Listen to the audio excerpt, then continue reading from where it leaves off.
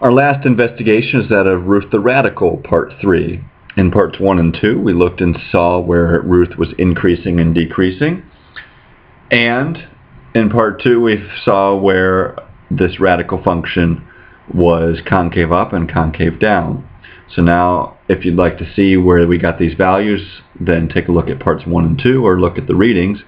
What I've done here is I put the two sign tests together, and up here I've put in the shape of this function. Now there's some unusual things going on here, particularly at x is equal to 0. So we're going to investigate what's going on there. Note that from before we found that f prime of x was 1 over a cube root of x squared times 4/3 x plus 1. This last part's not the interesting part. It's the part where we've got a denominator that is equal to 0 when we plug in x is equal to 0. So let's investigate the limits here. As x goes to 0 from the right, f prime of x is going to approach positive infinity. That's because we always get a positive here, but a number that's close to 0 on the bottom. And we'll always get a positive here. So the real issue is that we've got a number that's close to 0 on the bottom, but is positive. And that will cause our f prime to go to positive infinity. Similarly, as x goes to 0 from the left, this is still going to be positive because of that x squared, and then the 4/3 x plus 1 is still going to be positive as long as we don't get near negative 3/4. Because f prime goes to positive infinity on both sides of x is equal to 0, we have a vertical tangent at x is equal to 0, and this is something that we'll talk about in class.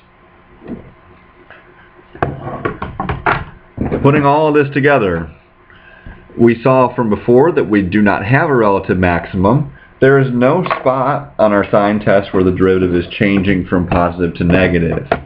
We do, however, have a spot where the derivative changes from negative to positive. That would be at x is equal to negative 3/4. Therefore, we have a relative minimum at x is equal to negative 3/4. I plugged in our 2 points that are important here. X is equal to negative 3/4 and x is equal to 3/2. We could also add the fact that x is equal to 0 will produce a function value of 0, so we know that point.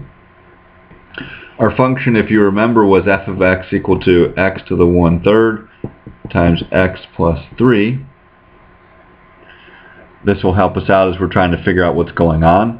As x goes to negative infinity and as x goes to positive infinity, we can work this out, but essentially the function is going to go to positive infinity on both sides. We need to somehow get ourselves a relative minimum at x is equal to negative 3/4 and at y is equal to negative 2.044. So I cheated and used the calculator on that.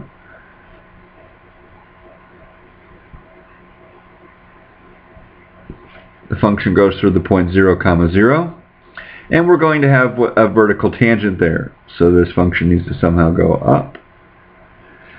If you notice from our diagram before, the function is concave up to the left of x is equal to 0, but then concave down to the right of 0. Then we're going to switch concavity at x is equal to 3/2, which is a little bit of an unusual thing. Notice at 3/2, our function value is a little bit bigger than 5. So we draw that there, and we say that we're concave down. And then we're going to switch concavity, and it's very, very steep, so it's hard to see this a little bit. It's going to switch concavity at x is equal to 3/2 to being concave up again, but still increasing. So we've got a point of inflection at x is equal to 3/2.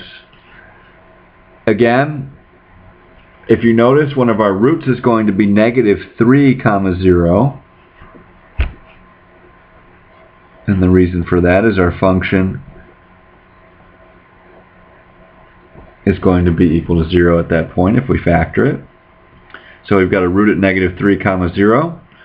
And this function is going to be, as we can tell from this, concave up and decreasing everywhere to the left of negative 3/4. So that helps us out tremendously. We just need to draw a little piece that's concave up and increasing. It'd be helpful to note that this is a vertical tangent at x is equal to 0 in spite of my drawing abilities. That's not really a good bump there. It's concave up all throughout and decreasing.